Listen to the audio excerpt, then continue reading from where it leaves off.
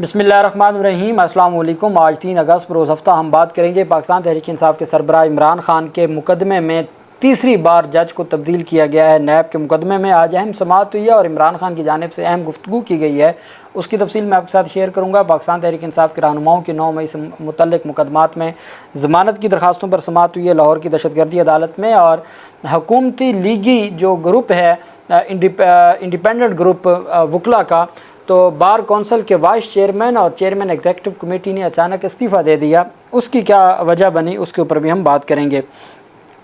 सबसे पहले मैं आपको बताता चलूं कि दहशतगर्दी अदालत में पेश किया गया था रऊफ़ हसन को। और रऊफ़ हसन पहले पीके एक्ट के तहत उनको एक सोशल मीडिया रियासत मुखालिफ मुहिम में गिरफ़्तार किया गया था और आप जानते हैं कि वो ज़मानत मंजूर हो गई थी। फिर नए मुकदमे में जिसमें अहमद जंजुआ को गिरफ़्तार किया गया था, उस मुकदमे में नामज़द किया था। 3 दिन का जिस्मानी रिमांड मुकम्मल होने पर आज अदालत में पेश किया गया।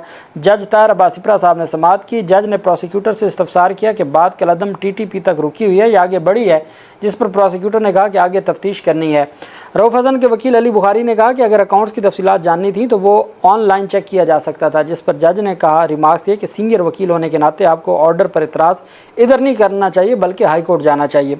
फ़रीक़ैन के दलाल सुनने के बाद इंसदाद दहशतगर्दी अदालत इस्लामाबाद ने इमरान खान का रऊफ़ हसन का मज़ीद 7 रोज़ का जिस्मानी रिमांड देने की महकमा CTD की इस्तदा को मुस्तरद कर दिया और उन्हें जुडिशल रिमांड पर जेल भेज दिया है। और साथ ही दरख्वास्त ज़मानत दायर कर दी गई है रऊफ़ हसन की, चूँकि अहमद जंजुआ की जो दरख्वास्त ज़मानत है वो इस्लामाबाद हाई कोर्ट में दायर होगी और बेंच है, एक ही डिवीज़न बेंच है अगले 3 हफ़्तों के लिए, और वो जस्टिस अरबाब ताहिर साहब और मियाँ गुल हसन औरंगज़ेब साहब उसको हेड करेंगे। और अरबाब ताहिर साहब, ये 2 रुकनी बेंच है।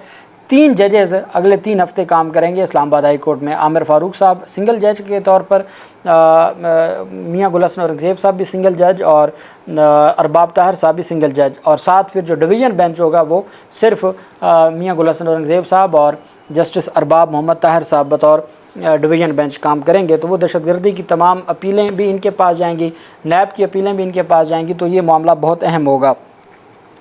दूसरी तरफ जो अहम पेशरफ सामने आई है वो पाकिस्तान तहरीक इंसाफ के सीनियर रहनुमाओं 9 मई जलाओ गिराओ के मुकदमात में डॉक्टर यास्मीन राशिद, उमर सरफराज चीमा, मियाँ महमूद रशीद की दरख्वास्त ज़मानतों पर समाअत हुई।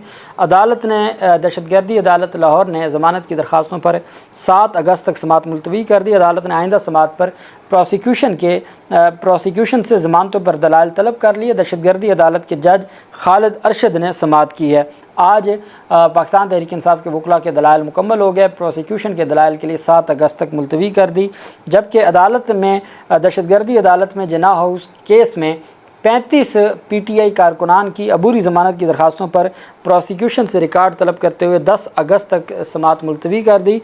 दहशतगर्दी अदालत के जज खालिद अरशद ने ज़मानतों पर समाअत की। मुलज़मान में शाहिद अली, रफ़ीक, नजीबुल्लाह समेत 35 मुलज़मान शामिल तफ्तीश हुए और उसमें थाना सर्वर रोड में ये मुकदमा दर्ज है। इन दरखास्तों पर 10 अगस्त तक अबूरी ज़मानतों में तोसी कर दी है। एहतसाब अदालत नंबर 1 के जज साहब को तब्दील कर दिया है। ये जो 190 मिलियन पाउंड स्कैंडल केस है, इसके सबसे पहले जज थे नासिर जावेद राना साहब। नासिर जावेद राना साहब आए थे, बशीर जो जज बशीर थे, मोहम्मद बशीर, उनके जाने के बाद नासिर जावेद राना साहब आए थे बतौर जज, जिन्होंने समाअत की थी 190 मिलियन पाउंड स्कैंडल केस की। 6 जून 2024 को जज साहब की 3 साल जो डेपुटेशन पर वो लाहौर हाई कोर्ट से आए थे, वो पीरियड मुकम्मल होने के बाद वो उनको दोबारा वापस लाहौर हाई कोर्ट भेज दिया था। उनकी जगह पे जज मोहम्मद अली वड़ायत साहब को एडिशनल चार्ज दिया गया नैब अदालत का, और वो केस की समाअत सुनते रहे और तकरीबन तमाम ट्रायल उनके सामने हुआ है। चूँकि 1-1.5 माह में तो ट्रायल मुकम्मल हुआ है। अब जिनके सामने ट्रायल मुकम्मल हुआ है, अब उनको फ़ाइनल स्टेज पर, ट्रायल की फ़ाइनल स्टेज पर तब्दील कर दिया गया और दोबारा नासिर जावेद राना साहब को वापस लाया गया है एहतसाब अदालत के लिए। 3 साल मज़ीद डेपुटेशन पर उनको लाया गया है एहतसाब अदालत नंबर 1 के जज के तौर पर, और उसका नोटिफिकेशन तैनात किया गया, नोटिफिकेशन जारी किया गया था। आज ही नोटिफिकेशन जारी हुआ, आज ही मुअज़्ज़ज़ जज साहब पहुँचे अडयाला जेल में और वहाँ इमरान खान वग़ैरह की दरख्वास्तों और केसेस पर समाअत की। बुशरा बेगम और इमरान खान पेश हुए 190 मिलियन पाउंड जो रेफरेंस है उसमें, और पाकिस्तान तहरीक इंसाफ के वकला भी मौजूद थे। तफ्तीशी अफसर मियाँ उमर नदीम के बयान पर जिरा होनी थी जो आज ना हो सकी। दौरान समाअत बुशरा बीबी के वकील उस्मान गिल ने बताया कि इमरान खान के वकील ज़हीर अब्बास चौधरी مصروفیت کے باعث دستیاب نہیں ہیں، وکیل دستیاب ہوں گے تو تفتیشی افسر پر جرا کریں گے۔ عمران خان اور بشرا بی بی کو کمرہ عدالت میں پیش کیا گیا۔ نیب پروسیکیوٹر سردار مظفر عباسی موجود تھے۔ عمران خان کے وکلاء نے ان کی بیٹوں سے فون پر بات کرنے سے متعلق درخواست دائر کی، جس پر عدالت نے جیل انتظامیہ سے رپورٹ طلب کر لی۔ عدالت نے 190 ملین پاؤنڈ ریفرنس کی سماعت 7 اگست تک ملتوی کر دی۔ ابھی تفتیشی افسر جس کے بیان کی تفصیل میں نے آپ کے ساتھ شیئر کی تھی ان پر جرا ہوگی، اور ان پر جرا ہونے کے بعد یہ کیس فائنل سٹیج پر جو 342 کی ڈیفنس سٹیٹمنٹ ہے اس کی طرف چلا جائے گا۔ عمران خان کی جانب سے میڈیا سے غیر رسمی گفتگو کی گئی ہے آج اڈیالہ جیل سماعت کے دوران، اور عمران خان کی جانب سے کہا گیا ہے کہ سب سے بڑا یو ٹرن تو وہ ہے جس نے ووٹ کو عزت دو کا نعرہ لگایا اور پھر بوٹ کو عزت دی۔ اگر آپ یو ٹرن کی بات کرتے ہیں تو عمران خان کہتے ہیں پاکستان کی تاریخ کا سب سے بڑا یو ٹرن تو وہ ہے جس نے ووٹ کو عزت دو کا نعرہ لگایا اور پھر بوٹ کو عزت دی۔ عمران خان سے جب سوالات پوچھا گیا مذاکرات کا، تو عمران خان نے کہا کہ مذاکرات آئین کے دائرے میں رہ کر کروں گا، سب سے پہلے ہمارا مینڈیٹ واپس کیا جائے۔ اس حکومت سے کیا مذاکرات کروں جو 4 حلقے کھلنے سے ختم ہو جائے گی، مذاکرات انہی سے کروں گا جن کے پاس طاقت ہے، جنہوں نے ان کو مینڈیٹ دیا۔ عمران خان نے ایک سوال کے جواب میں کہا کہ سب سے بڑا یو ٹرن وہ ہے جس نے ووٹ کو عزت دو کا نعرہ لگایا اور بوٹ کو عزت دی۔ میں نے محمود خان اچکزئی کو سیاسی جماعتوں سے مذاکرات کا کہا ہے، محمود خان اچکزئی سیاسی جماعتوں سے مذاکرات کریں گے۔ عمران خان کا کہنا تھا مجھے کہا گیا کہ GHQ کے سامنے پرامن احتجاج کی کال دے کر غلط کیا۔ آئین میں کہاں لکھا ہے کہ آپ وہاں پرامن احتجاج نہیں کر سکتے، کہاں منع ہے؟ ملک میں غیر اعلانیہ مارشل لاء نافذ ہے، فوج کو مجھ سے معافی مانگنی چاہیے، ظلم میرے ساتھ ہوا، مجھے رینجرز نے اغوا کیا۔ عمران خان نے ایک سوال کے جواب میں کہا کہ سب سے بڑا یو ٹرن وہ ہے جس نے ووٹ کو عزت دو کا نعرہ لگایا اور بوٹ کو عزت دی۔ میں نے محمود اچکزئی کو سیاسی جماعتوں سے مذاکرات کا کہا ہے۔ انہوں نے کہا کہ نیب نے توشہ خانہ سے متعلق 2 ریفرنس دائر کر کے اپنے قانون کی خلاف ورزی کی ہے۔ پہلے ریفرنس میں کہا کہ ہار کی قیمت کم کروائی، دوسرے میں بھی یہی الزام ہے۔ پہلے ریفرنس میں بھی انعام شاہ وعدہ معاف گواہ تھا، نئے ریفرنس میں بھی وہی وعدہ معاف گواہ ہے۔ ریفرنس سے بری ہونے کے بعد میں محسن نقوی، چیئرمین نیب اور تفتیشی افسران سمیت جھوٹے بیان دینے والوں پر کیس کروں گا۔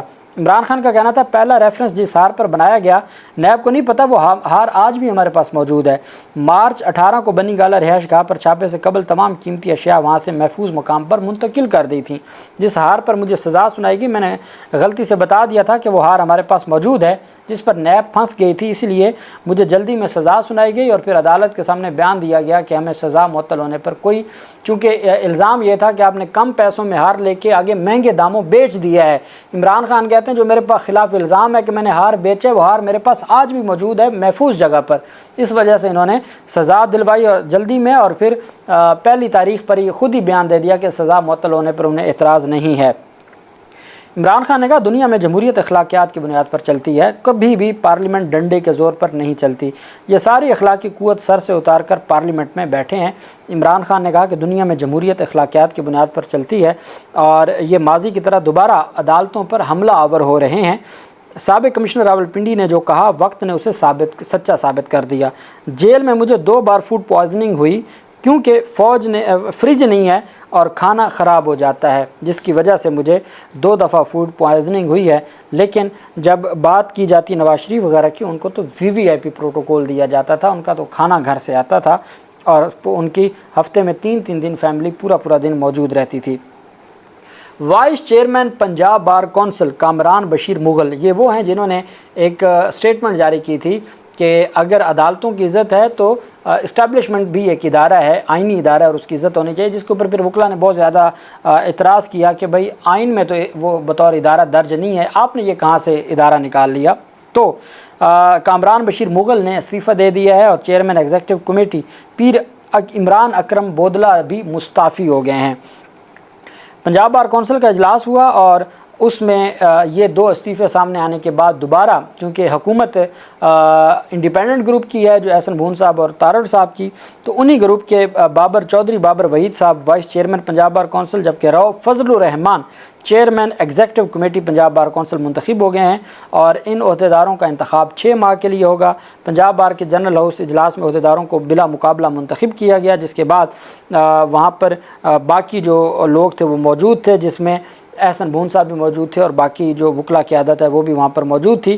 تو اچانک وہ جو بڑی آپ کو یاد ہوگا انہوں نے کہا تھا جب ایک پریس کانفرنس کی تھی تو وہ وائس چیئرمین جنہوں نے استعفیٰ دیا ہے انہوں نے کہا تھا کہ ہماری قاضی فائز صاحب سے ملاقات ہوئی ہے، ایک ویڈیو جاری ہوئی تھی، انہوں نے خود ان کی پریس کانفرنس میں کہا گیا تھا کہ ہماری ملاقات ہوئی ہے اور یہ جو جسٹس ملک شہزاد صاحب ہیں ان کو لے جائیں گے سپریم کورٹ آف پاکستان میں، اور پھر اس جج کے خلاف ملک شہزاد صاحب کے خلاف یہ سارا معاملہ چلتا رہا اور یہ ساری چیزیں سامنے آئی ہیں۔ لیکن اب دیکھنا یہ ہے کہ یہ جو نئی ایک قیادت آئی ہے پنجاب بار کونسل، جو کہ سب سے بڑی صوبائی بار کونسل ہے، وہ کس طریقے سے تمام معاملات کو آگے بڑھاتی ہے اور کیا چیزیں بہتری کی طرف جاتی ہیں، آئین اور قانون کی بالادستی ہوتی ہے یا نہیں ہوتی، جو بھی تفصیل ہوگی میں آپ کے ساتھ شیئر کرتا رہوں گا۔ اللہ پاک پاکستان کا حامی و ناصر ہو۔